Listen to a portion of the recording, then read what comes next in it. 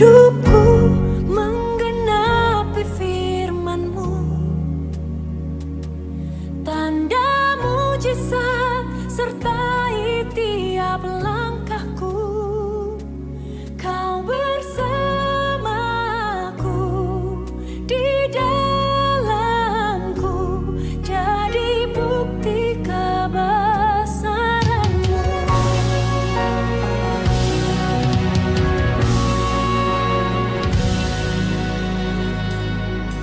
Tuhan, Kau sempurna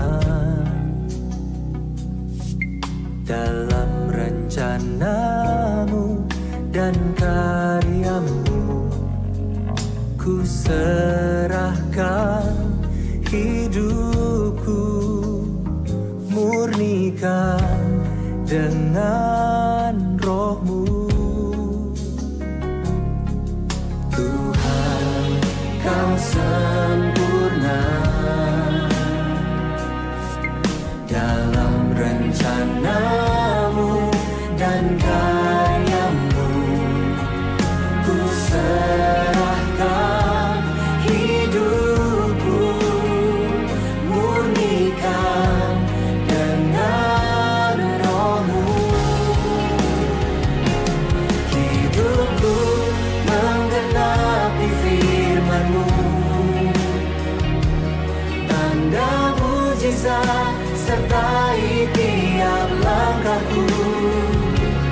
Kau bersamaku, di dalamku, jadi bukti kebesaran-Mu.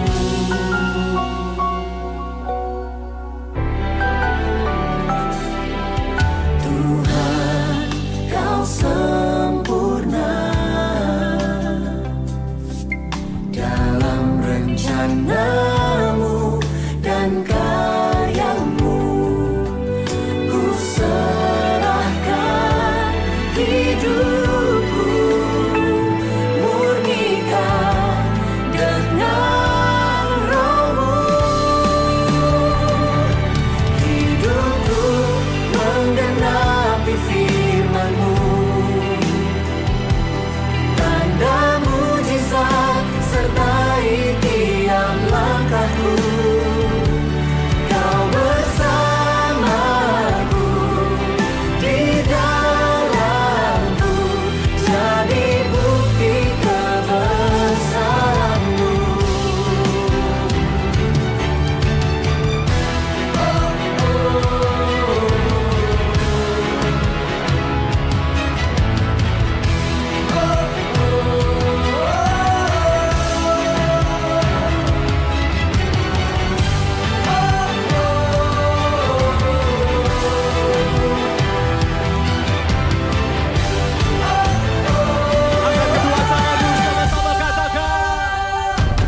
Hidupku menggenapi firman-Mu, tanda mujizat sertai tiap langkahku. Kau bersamaku, di dalamku, jadi bukti kebesaran-Mu. Menggenapi firman-Mu, tanda mujizat sertai tiap langkahku. Kau bersamaku, di dalamku, jadi bukti kebesaran-Mu. Kau bersamaku, di dalamku, jadi bukti kebesaran-Mu.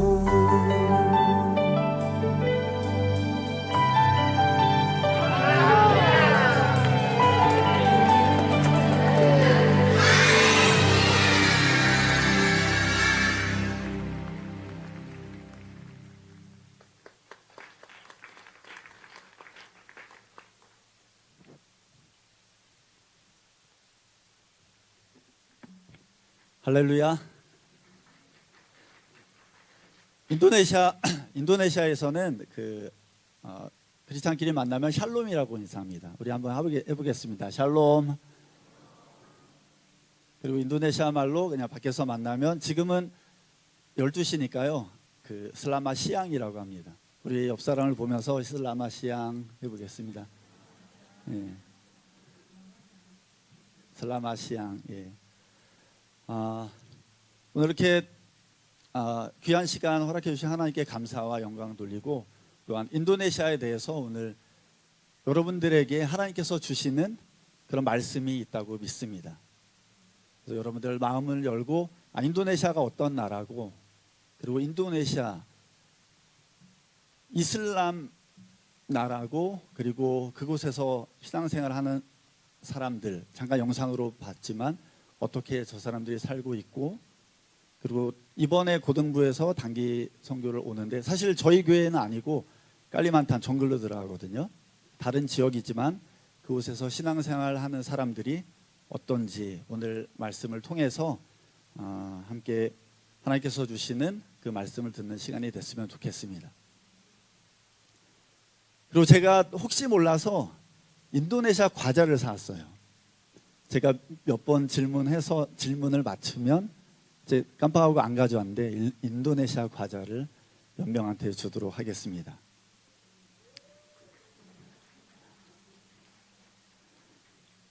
인도네시아는 여기 한국에서 비행기로 몇 시간 걸릴까요?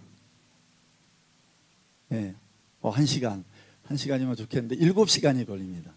그래서 인천에서 자카르타까지 직항으로 오면 7시간이고요. 그리고 인도네시아 수도는 자카르타인데 제가 있는 사역지는 반둥이라고 하는 곳입니다. 그래서 자카르타에서 한 180, 200km 정도 떨어져 있고요. 차로 오면은 차가 안 막히면 한 3시간, 차가 막히면 6시간에서 오래 걸리면은 10시간까지 걸려봤습니다. 예. 그리고 인도네시아 인구는 2억 7천. 근데 실제로는 이렇게 집계를 해보면은 뭐 3억 이상 된다는 그런 말이 있습니다. 예. 그 이유는 저희 사역지도 그렇고 깔리만탄 정글도 그렇고 태어나서 출생 신고를 안 하는 경우가 되게 많이 있어요. 그리고 저희 사역지 무슬림 아이들도 학교를 보내려고 해도 출생증명서가 없어서 학교를 못 가는 아이들이 되게 많습니다. 그래서 검정고시 그런 것들도 준비하는 이유가 있습니다. 자, 그러면 우리 초등학생들한테, 자, 반둥은 인도네시아에서 질문 과제가 있습니다. 인도네시아에서 몇 번째로 큰 도시일까요? 네, 초등학생만. 손 들고. 몇 번째요? 몇 번째? 네, 맞았어요. 3번째. 야. 자카르타, 수라바야, 그리고 반둥, 그렇게 3번째로 큰 도시입니다. 인구는 한 270만 명이고요. 서울도 이렇게 경기도처럼 반둥군 이렇게 합치면은 한 900만 명. 많게는 1000만 명까지 그렇게 보고 있습니다. 자, 그리고 인도네시아는 섬이 워낙 많기 때문에 많은 종족들이 있어요. 인도네시아 말로 수꾸라고 그렇게 하거든요.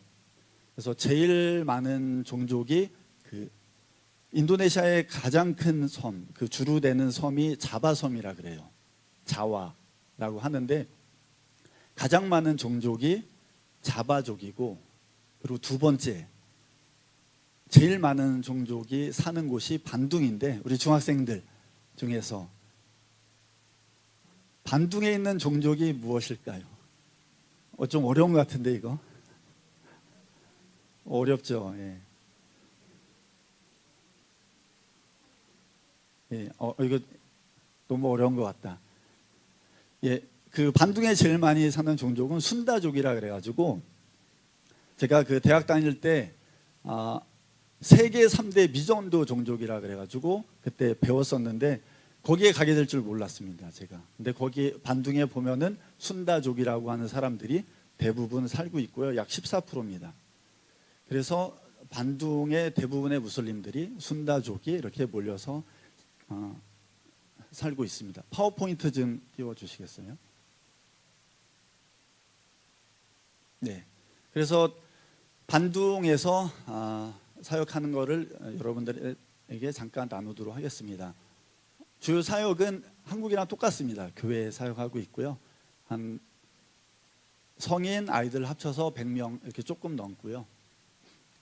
주일날 예배 드리고, 저희 고등학생들입니다. 저희 교회는 탬버린 팀이 있어요. 찬양팀 있고 탬버린 팀 있고, 예배 때 탬버린도 치고 막 뛰어요. 그리고 구역 예배도 이렇게 같이 드리고, 구역이 2개 있습니다. 반둥시 구역, 반둥군 구역. 그래서 반둥시는 무슬림 때문에 예배를 가정에서 드리기가 어려워요. 그래서 집에서 예배 드릴 수 있는 집에는 집에 가고, 그렇지 않은 경우에는 교회에 모여서 예배를 드리고, 반둥군은 웬만해서는 또 집에서 조용히 드릴 수 있어요. 근데 거리는 한 20km 정도 되는데 오토바이로 또는 차로 가면 1시간 또는 1시간 반 정도 가서 이렇게 구역 예배를 드리고 있습니다. 그리고 이거는 이번 5월 1일 날 침례했던 침례식이고, 1년에 한 번씩 침례식이 있고요. 결혼도 하고요. 주례도 하고 똑같습니다. 한국이랑. 교회, 거기는 뭐 결혼식장을 빌리면 비싸기 때문에 그냥 교회에서 그냥 결혼식을 합니다. 그리고 헌화식도 하고요. 똑같죠, 한국이랑. 그리고 여름 겨울에 성경학교가 있어요. 이거 윈터 캠프 이번 12월에 했던 건데, 눈은 하나도 없지만 그래서 윈터 캠프 이렇게 하고 있습니다. 근데 우기라서 비가 막 오고 그랬는데, 그래서 윈터 캠프도 이렇게 성경학교도 이렇게 하고 있습니다.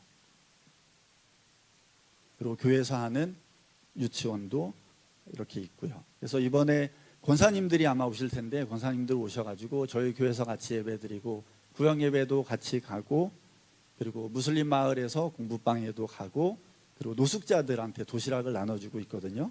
그래서 노숙자들 만나고, 노숙자 자녀들이 오는 센터가 또 있어요. 그래서 노숙자 자녀들 만나서 그 아이들이랑 하나님께서 주신 기회 가운데 뭘 할지 모르지만 하나님께서 만나게 해주셔서 그 아이들을 이제 만날 예정입니다.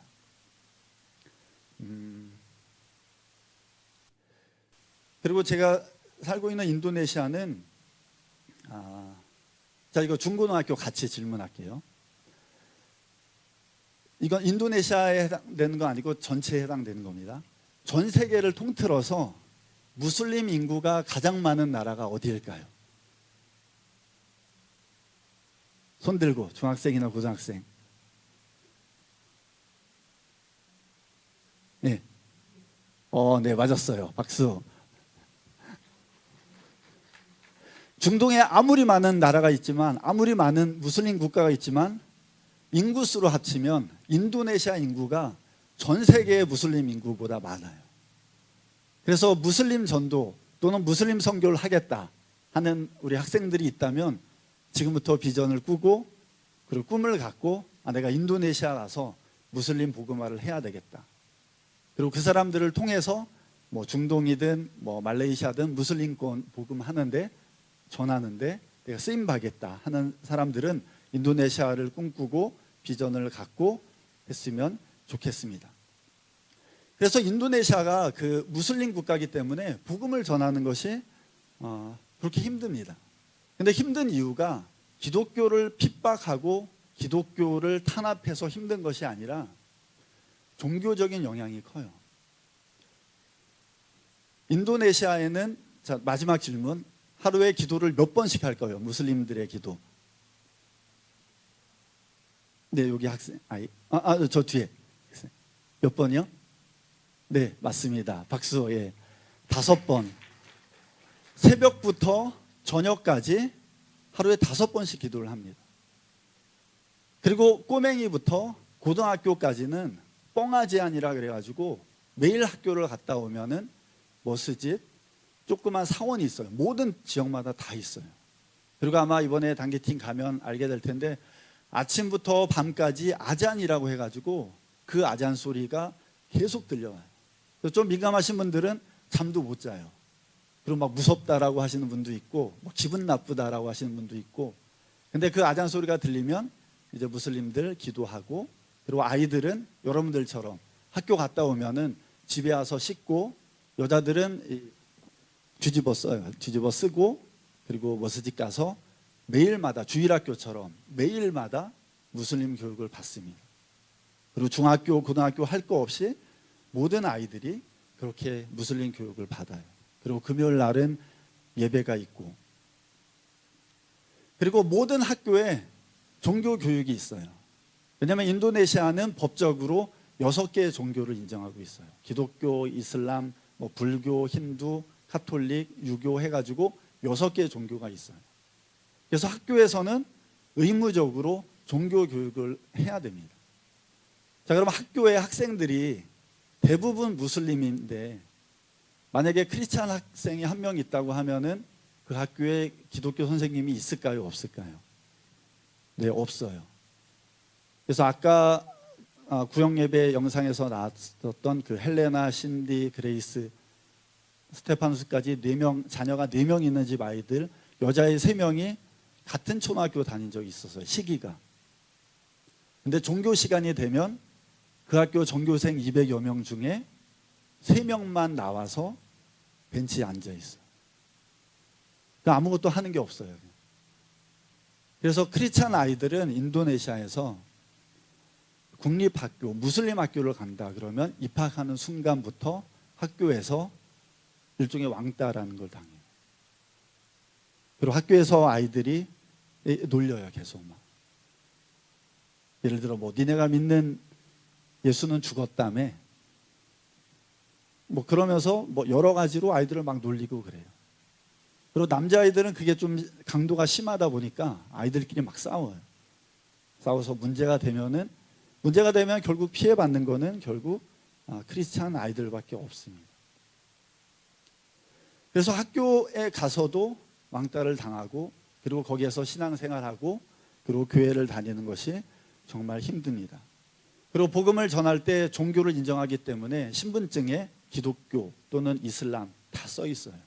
그래서 복음을 전할 때 종교를 전한다라고, 개종을 강요한다라고 하면은 이게 법적으로 문제가 됩니다. 그렇게 되면은 이런 생각 아마 할 거예요. 그럼 기독교 학교를 세우면 되지 않나? 근데 대부분의 기독교 학교가 도시에만 있습니다. 왜냐하면 도시에는 주로 일하러 오는 사람들이 왔다 갔다 하고, 거주하는 사람들은 대부분 좀 경제적으로 여유가 있는 사람들이에요. 그 사람들은 종교에 대해 민감하지 않습니다. 그렇다 보니까 중국계 또는 부자들만 다니는 학교가 되고, 그러다 보니까 학비가 적게는 10만 원, 많게는 한 학기에 2천만 원까지 하는 그런 학교가 있어요. 그리고 저희 교회 성도들은 대부분 50% 이상이, 60%, 70%가 반둥 군에 살다 보니까 대부분 무슬림 학교를 다니고, 좀 경제적인 게 돼서 반둥 시내로 애들을 보내도 오토바이로 1시간 혹은 1시간 반 아이들을 태워다 주고, 그리고 엄마 아빠는 기다려요. 그리고 다시 집에까지 1시간, 1시간 반 동안 가고, 그렇게 하고 있습니다. 파워포인트. 예.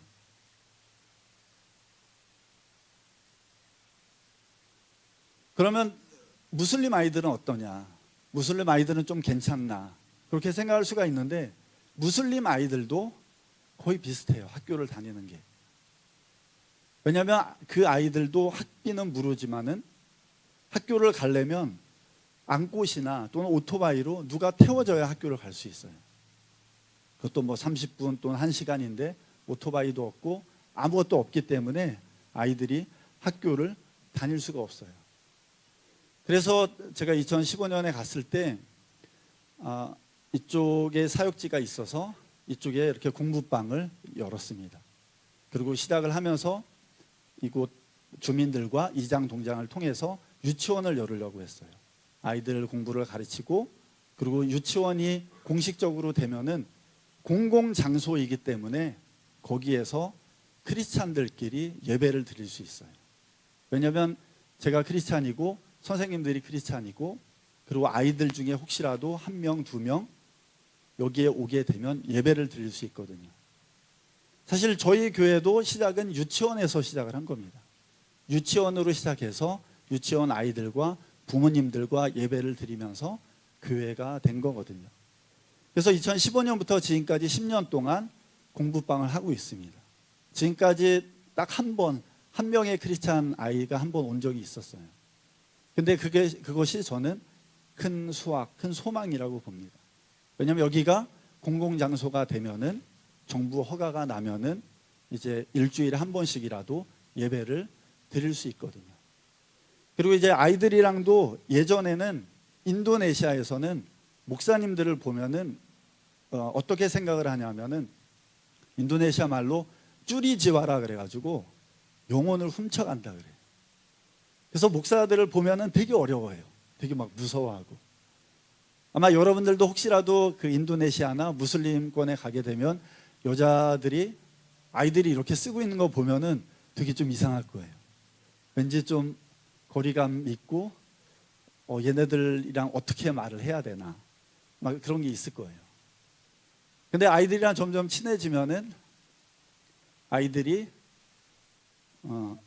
벗고 옵니다. 저거를 히잡을 벗고 오고, 그리고 이제 아이들이랑 점점 이렇게 친해지고요. 그리고 이제 목사님에 대해서, 크리스찬에 대해서 거리감이 없어져요. 그리고 여기에서 사역할 때 가끔씩 장학금을 주고, 1년에 매 학기마다 장학금을 몇 명 주고 있거든요. 장학금을 주고, 그리고 어려운 사람들이 있으면 구제품 주고 하면서 집회를 가요. 그럼 집회를 가면은 이런 적이 있었어요. 어느 집에 딱 갔는데 할머니가 문을 닫더니 히잡을 벗어요. 그러고 나서 하시는 말씀이, 내가 어디 누구한테 들었는데 예수 믿는 사람이 기도하면 아픈 데가 낫는다고 하더라.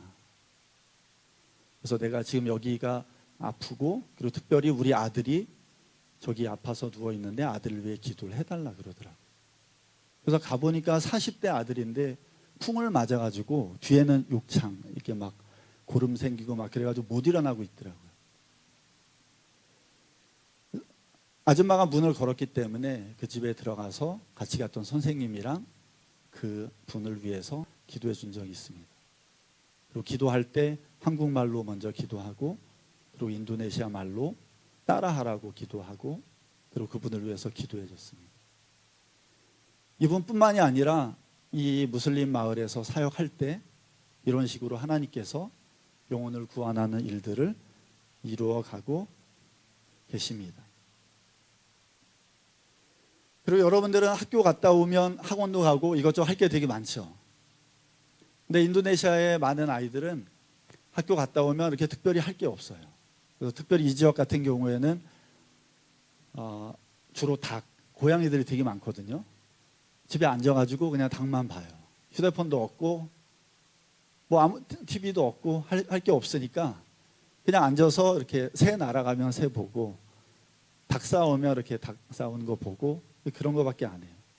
그래서 공부방을 2015년도에 이렇게 열어서 했는데 지금은 소문이 나가지고 여기 오면 공부하는 대로 이렇게 소문이 나 있습니다. 그래서 근데 아이들 오면 특별히 해주는 건 별로 없어요. 구구단 강제로 외우게 하고, 구구단만 외우면 애들 성적이 확 올라가요. 그리고 아이들 시험 때 되면 시험 문제 같이 풀어주고, 그러면서 지금은 영어 공부도 같이 시키고 있고, 그리고 지금 여기에도 지금 검정고시를 하려고 준비를 하고 있습니다. 왜냐하면 중학교만 졸업하면 여자아이들 대부분 결혼을 합니다. 16살 되면은, 올해도 한 명이 작년에 딘이라는 애가 졸업을 했는데 올해 아기를 안고 왔어요. 그러니까 16살인데 결혼하고 1년간 안 보이더니 아기 안고 왔고, 뭐 작년에도 그랬었고, 매년마다 아이들이 중학교까지 졸업하면 고등학교 다닐 여력도 안 되고 집에서도 경제적으로 어렵기 때문에 그냥 결혼해서 아기 안고 오고 여기 와서 공부하고 그렇습니다. 그래서 이렇게 사역하는 가운데 아까 영상에서 봤던 것처럼 2020년에 하나님께서 길을 열어주셨는데, 그 길을 열어주셨던 게 이 노숙자 도시락 나누는 거였어요. 근데 처음에 이 도시락을 나눌 때 이 도시락 나누는 게 사역이랑 영혼 구원하는 거랑 무슨 관계가 있을까? 무슨 연관이 있을까? 그리고 성도들을 데리고 나가면 성도들이 또 코로나 걸리면 또 문제가 되지 않을까 고민을 많이 했는데, 하나님께서 열어주셨다라고 하는 그런 믿음을 갖고 시작을 하게 됐습니다. 근데 한 번 나누고 끝날 줄 알았는데 성도들이 한 번 더 하자라고 하고, 또 한국에 중보기도 요청을 했을 때 후원해 주시는 분들이 생겨서 또 한 번 나누고 또 한 번 나누고, 그렇게 계속해서 나누다 보니까 어느덧 그게 지금까지 4년째 이렇게 매일마다 도시락을 나누고 있습니다. 저 아이는 저기서 자요. 매일 엄마 따라 다니면서 저기에 같이 앉아 있고, 밤에는 저 수레에서 자고 길거리에서 자고, 저기도 아이 2명이 저기서 잡니다. 매일마다. 이 아이는 되게 잘생겼는데 한 2년간 보이다가 지금은 안 보이는데, 이런 아이들이 길거리에 많이 있습니다. 저렇게 길거리에서 자는 사람들. 근데 이 도시락 나누는 거를 허락하신 하나님의 이유가 있었더라고요. 하나님께서 영혼을 구원하시려고 하는 그런 계획이 있었습니다. 여기 마알란이라는 아이인데, 이 아이가 그때 중학교 2학년이었습니다. 중학교 2학년 있나요? 한번 손 들어보세요. 중2. 네. 네. 중학교 2학년인데 이 아이를 처음 만났을 때 느낌이 좀 달랐어요. 다른 아이랑.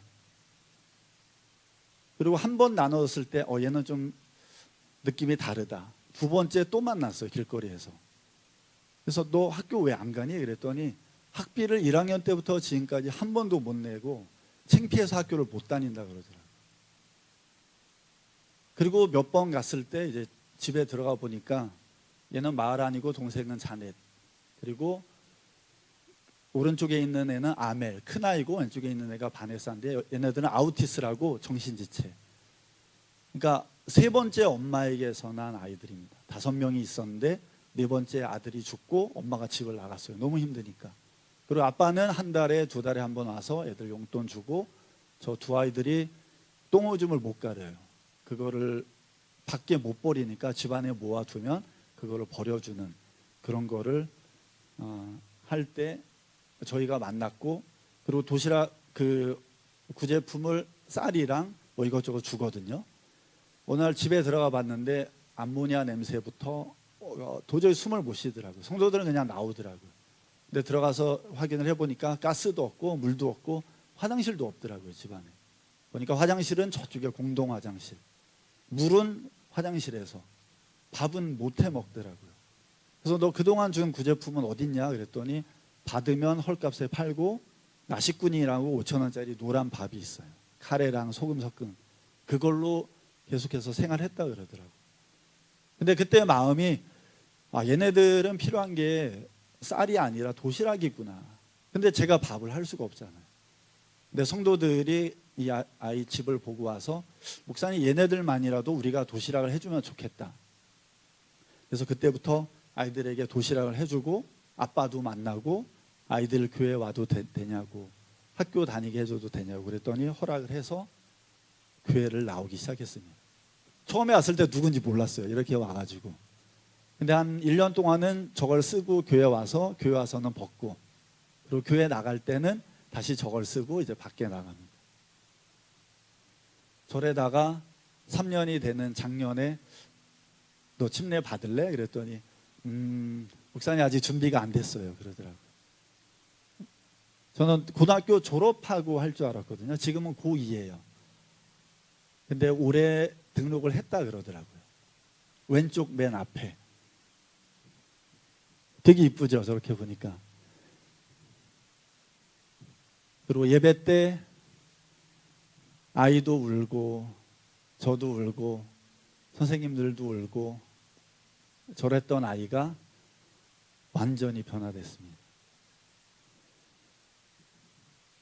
한 번의 도시락 그걸로 끝날 줄 알았고, 하나님 왜 이거를 시켜셨을까? 그리고 무슬림 전도하고 무슬림에게 복음을 전하는 게 그렇게 힘든데 왜 이걸 시키셨을까 했는데 다 하나님의 이유가 있더라고요. 그리고 이 아이가 물에서 나왔다가 올라오는 그 순간 제가 하나님께 가끔씩 질문했던 게 있어요. 하나님, 영생을 얻기 위해 한 율법사가 물었던 질문, 어떻게 해야 됩니까? 하나님 사랑, 이웃 사랑. 그러면 나의 이웃은 누굽니까? 했더니 사마리아인 얘기를 했거든요. 근데 그 의미가 뭔지 확실히 알게 됐습니다. 그와 같이 사랑했을 때 어떤 목적을 갖고 내가 이 사람을 개종시켜야 되겠다. 내가 오늘은 예수 믿으세요 한마디를 해야 되겠다. 그런 목표가 아니라 예수님의 마음을 갖고 아무런 조건 없이 그냥 밥 한번 주고 오고 도시락 한번 주고 오고 하다 보니까 하나님이 그 영혼을 만지셨더라고요. 그리고 사마리아인이 2달란트, 약 2달의 병원비, 그 돈을 주었던 것처럼 우리가 이 아이를 사랑해주고 이 아이와 같이 예배드리고 같이 아파하고 같이 울고 같이 기뻐하고 그랬더니 아이가 구원받았을 때 저는 이 아이가 물에서 나오는 그 순간 눈에 보이진 않지만 영생이라고 하는 걸 봤습니다.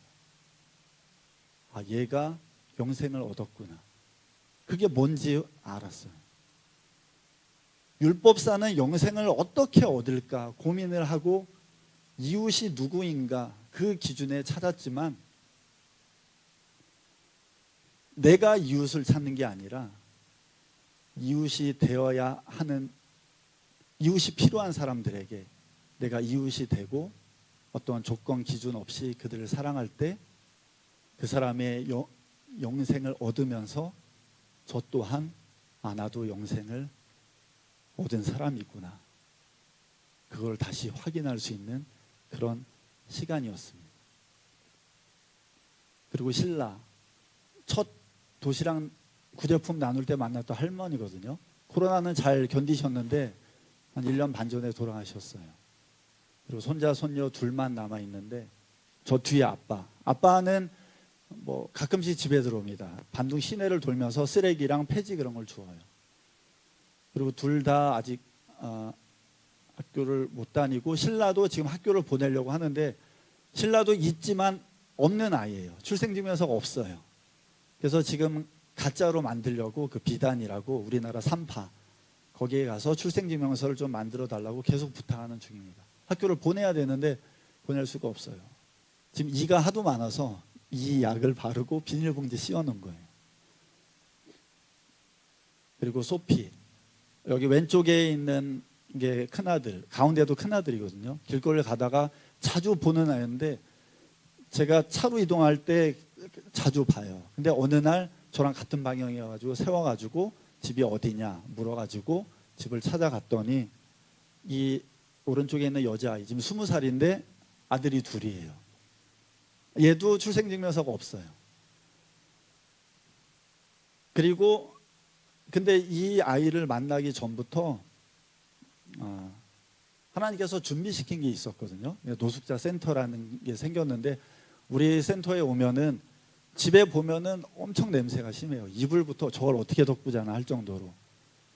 우리 센터에 오면은 빨래할 수 있고 목욕할 수 있고 그리고 빨래하는 동안 밥 먹고 니네 아들을 같이 공부시킬 수 있다. 그랬더니 소피가 그러는 거예요. 그러면 검정고시 씨도 하면은 나 꿈이 있는데 고등학교 졸업장 받아서 공장에서 일하고 싶은 게 꿈이라 그러더라고요.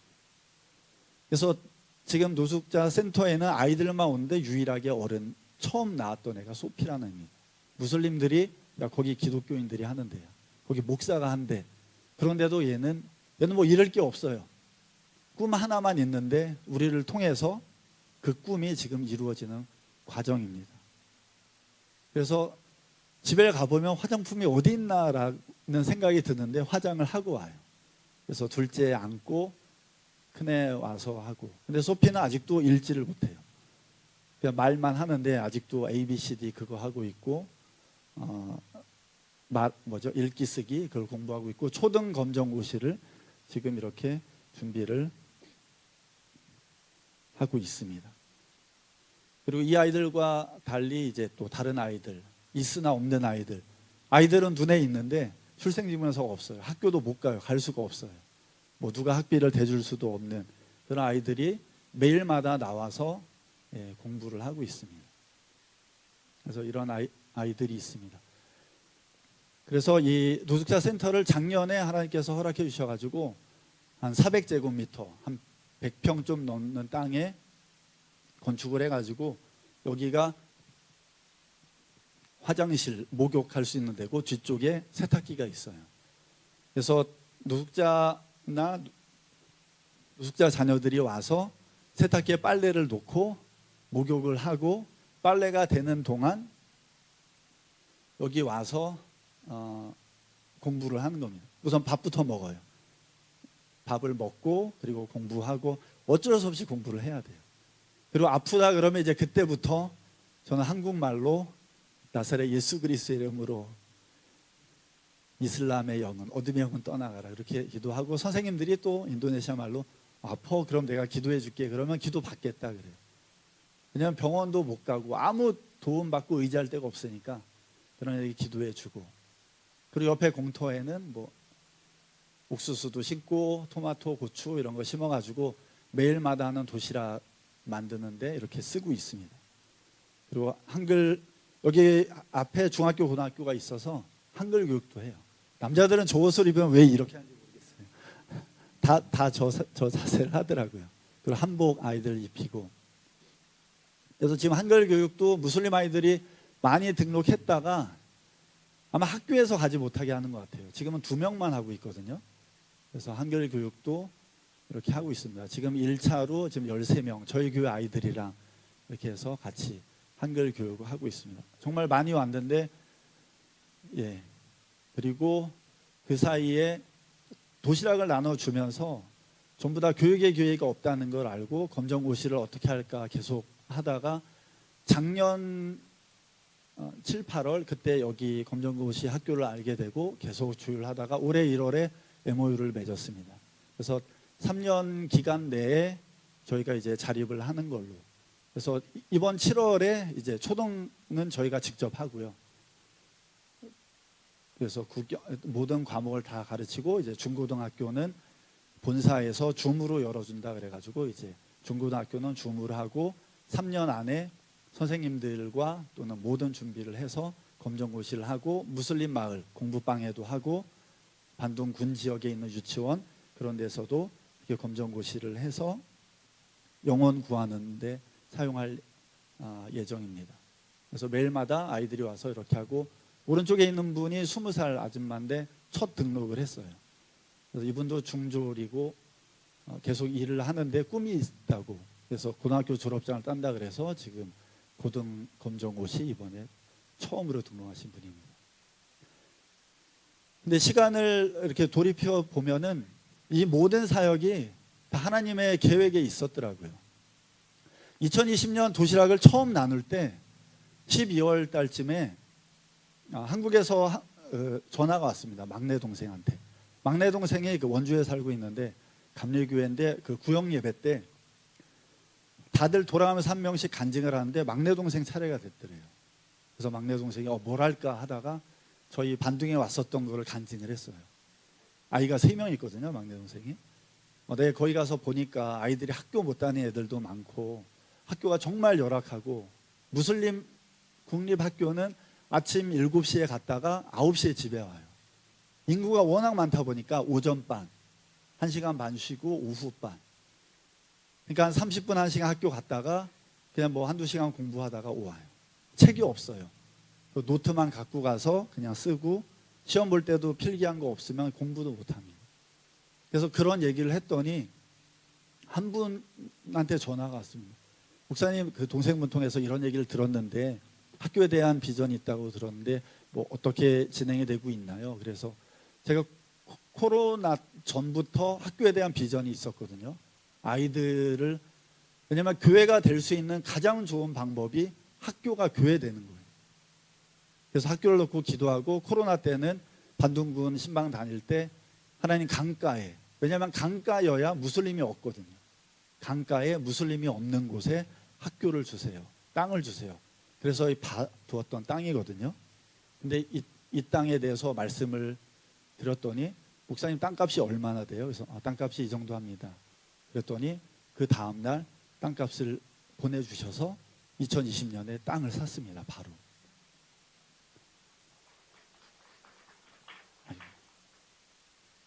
그리고 땅 산 날 남성교 회장님, 여성교 회장님, 저분이랑 다니면 든든해요. 잘생겼죠, 남성교 회장님. 네, 아마 이번에 권사님들 오시면 아마 볼 수 있을 겁니다. 그래서 근데 저 땅을 샀을 때 어떻게 해야 될지 몰랐어요. 건축비도 없고 교사들도 없고 어떻게 하나. 근데 다 하나님의 계획이 있었던 게 4년째인 지금도 아직도 허가가 안 나고 있습니다. 땅은 샀는데 건축 허가가 안 나요. 사실 교회도 2020년 한 10월 그때 그 현지 중국인을 통해서 교회 땅도 기증해 주신 게 있거든요. 거기는 건축 허가도 났는데 아직도 짓지를 못하고 있어요. 그 이유가 데모를 계속해요. 여기 교회 된다. 그리고 여기는 학교가 아니고 나중에 교회 된다 하면서 계속 반대를 하고 있어요. 그래서 사인은 170명 정도가 사인을 했는데 이장과 동장이 계속 사인을 안 하고 있습니다. 그냥 무슬림의 신앙은 내가 교회를 세우거나 또는 크리스찬을 돕게 되면은 지옥 간다고 믿거든요. 그래서 나 땐 아니고 나중 사람한테 계속 넘기거든요. 그래서 2번 에르떼르의 이장 동장이 바뀌었는데도 아직 사인을 안 해주고 있습니다. 그래서 이 루트가 아닌 현지 교회를 통해서 정부에서 그 주민들한테 받는 게 있는데 사인을 해달라고 해서 지금 진행 중이고, 지금 이런 설계도 3층짜리, 앞이 군부대라서 3층까지밖에 안 돼서 지금 이렇게 해서 건축 허가가 진행 중이고, 4년 전부터 다음 주에 허가 난다고 한 게 지금 4년째 다음 주 합니다. 여기 나올 때도 언제 허가 나냐 그랬더니 목사님 한국 가 있으면 다음 주에 허가 나온다고 그 얘기 듣고 나왔습니다. 근데 이번에는 정말 나올 줄 믿습니다. 왜냐하면 하나님의 때가 됐고, 그리고 그 4년이라고 하는 기간 동안 하나님께서 또 하신 일들이 뭐가 있냐면 신학생을 4명이나 만들어 주셨어요. 그리고 6명의 성도들이 30대 40대 성도들이 집에서 애를 키우다가 유치원 선생님을 하면서 방통대 유치원 선생님으로 유아교육학과, 그리고 한 명은 초등교육학과에 등록해서 방송통신대에서 공부를 하고 있습니다. 한 명은 작년에 졸업을 했고, 그리고 나머지는 이제 내년부터 졸업생들이 계속 나오게 돼요. 그래서 하나님이 2020년부터 노숙자에게 도시락을 나누게 하시면서 성도들이 그 사역에 참여하면서 우리를 통해 하나님이 영혼 구원을 이루시는구나.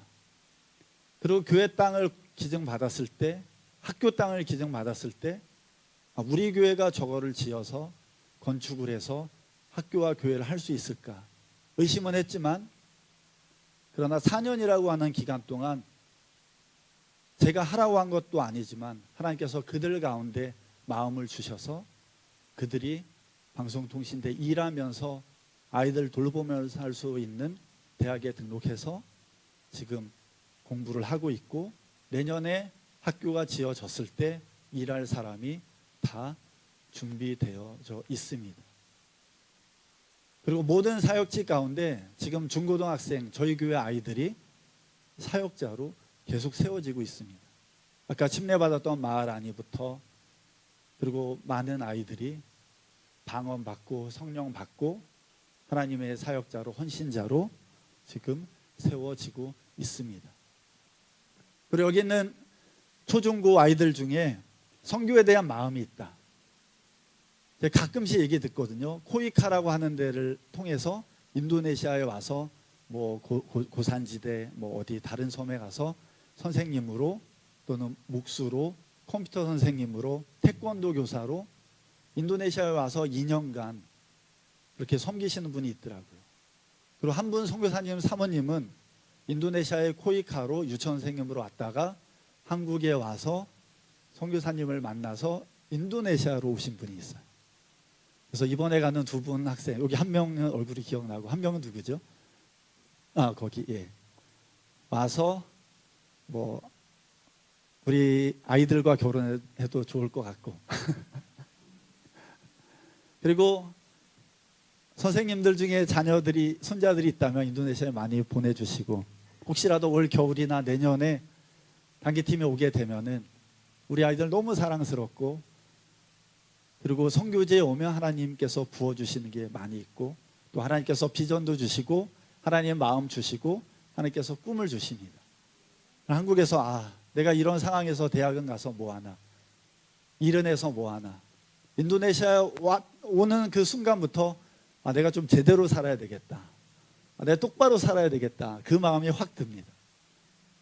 제가 첫 신방 갔을 때 교회에서 봤던 성도들의 모습과 교회 올 땐 정말 깨끗하게 하고 오거든요. 근데 집에 가면 그때 교회 입고 왔던 옷이 어디 있을까 할 정도로 정말 열악한 가운데 믿음 지키고 신앙생활하고 아이들은 학교에서 왕따 당하고 성도들은 직장에서 11시 반 아잔 소리가 들리면 99.9% 다 기도하러 갈 때 혼자 공장에 남아서 어른들도 왕따를 당하는 그런 환경에서 믿음과 신앙을 지키는 그분들을 보면 여러분들 하나님께서 주시는 음성이 더 명확해질 겁니다. 그리고 아이들 우리 초중고 학생들도 이번 12월에도 여의도 순복음교회 파워 미션이 왔었거든요. 초등학교 3학년부터 고등학생까지. 그리고 2019년에는 파워 미션이 와서 저희 성도들 방언 정말 많이 받았어요. 그리고 2명의 아이들은 우리 아이들과 성도를 위해서 우리 기도합시다 하고 파워 미션 아이들 다 보냈는데 5초, 10초도 안 돼가지고 2명의 여자아이가 오더니 목사님 그러는 거예요. 나도 기도하다가 야 니네 기도해줘야지 왜 왔어 그랬더니 목사님 나 손 얹었는데 저 방언했어요 그러는 거예요. 2명의 아이들이. 하나님께서 아이들을 사용하십니다. 하나님 저 방언 주세요가 아니라 아이들이 우리 교회 아이들의 어깨에 손을 대는 그 순간 방언이 나와서 애들 둘이 놀래가지고 저한테 온 거였어요. 선교제에 그만큼 큰 은혜가 있고 선교제에 가기만 하면은 하나님께서 여러분들을 통해 영혼 구원하는 데 쓰시고 또한 그 아이들이 지금도 한 명은 또 한 번 왔었고 올 12월에 그 깔리만탄에 우리 팀장이 가시는 거기에도 왔었고 기회가 생긴다면 하나님께서 보내주시는 그곳에 가서 하나님을 경험하고 하나님을 통한 계획 여러분들 통한 하나님의 계획 그것을 확인하고 오는 그런 시간이 가졌으면 좋겠습니다. 인도네시아 저희 사역자를 위한 기도 제목입니다. 처음에 사역 가운데 저는 교회를 세우고 사역자를 보낸다 그랬는데 사역을 해보니까 이게 맞는 것 같더라고요. 사역지가 작든 크든 교회가 아니더라도 예배를 못 드리더라도 그곳에서 영혼 구원이 이루어지고 있다라는 사실. 그래서 모든 사역지마다 교회 유치원, 공부방, 노숙자 사역지 그리고 건축 예정인 초등학교 그곳에서 영혼 구원하는 장소가 될 수 있도록 그리고 학교 건축과 그리고 그곳에서 섬기게 될 교장 선생님, 교사 그리고 사역자 헌신자들 우리 선생님들 중에 내가 6개월, 1년 한국말이라도 가르쳐 보고 싶다. 컴퓨터 가르쳐 보고 싶다. 저희 법인에서 비자 다 드릴 수 있습니다. 숙식 제공 현지식으로 다 해드릴 테니까 그런 비전이 있다고 하시면은 오시고 인도네시아 말이 전 세계에서 가장 쉽습니다. 6개월만 하시면 인도네시아, 말레이시아 가서 말레이 말로 일할 수 있고 인도네시아에서도 취직할 수 있고 한국에서도 인도네시아 말레이권 회사에 취직할 수 있습니다. 그래서 헌신자 또는 섬길 수 있으신 분들이 있다면 하나님께서 보내주시도록 그리고 15년 안에 모든 사역지가 자립할 수 있도록 자립이 재정적인 자립뿐만이 아니라 사역자들 하나님께서 세워주신 그 현지 리더들을 통해서 자립할 수 있는 모든 사역지가 될 수 있도록 그리고 지금 교회와 학교 허가가 베이스 기반이 돼서 지금 반둥군에 교회 학교 하나도 없는 곳에 학교 허가가 나면 현지인들도 무지자 기적이라고 하는 그 일이 이루어지면은 더 깊숙이 반둥군에 학교를 계속해서 세울 수 있습니다. 그래서 그런 15년 안에 사역지가 자립하고 안쪽으로 교회와 학교가 없는 모든 곳에 학교와 교회를 세울 수 있도록 이것을 위해서 기도해 주시기를 부탁드리겠습니다. 기도하겠습니다. 살아계신 아버지 하나님 감사합니다. 인도네시아 하나님 사랑하시는 그곳의 영혼들, 비록 영상 잠깐과 또는 사진과 부족한 종의 입술을 통하여서 인도네시아 상황을 알게 하여 주셨습니다. 그곳에 대한 궁금증이 하나님을 향한 마음으로 채워지게 하여 주시고 그곳 영혼들을 하나님이 얼마나 사랑하시는지 하나님의 마음으로 바라보게 하여 주시고 기회가 있을 때마다 하나님께 묻고 또 하나님의 음성이 있을 때 그 음성에 순종하는 삶을 살아갈 수 있도록 하나님 함께하여 주시옵소서.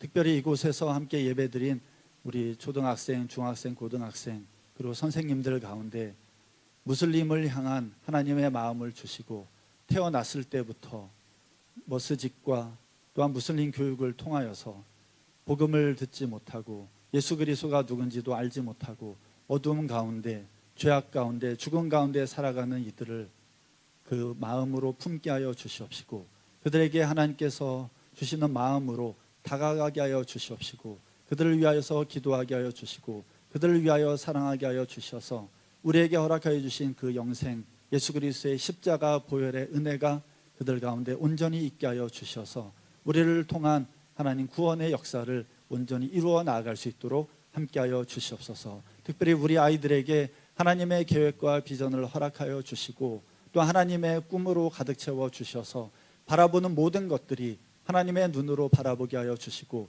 모든 생각과 말과 행동과 삶이 변하여서 하나님께 영광이 되며 하나님께 온전히 쓰임받는 우리 아이들 될 수 있도록 함께하여 주시옵소서. 또 우리 선생님들 가운데 하나님의 마음과 성령의 능력과 충만함을 날마다 더하여 주셔서 아버지 하나님께서 주시는 그 모든 은혜와 그 모든 꿈과 비전이 아이들에게 온전히 흘려질 수 있는 하나님께 귀히 쓰임받는 선생님들 될 수 있도록 함께하여 주시옵소서. 감사드리며 축복하며 예수님의 이름으로 간절히 기도드렸습니다. 아멘.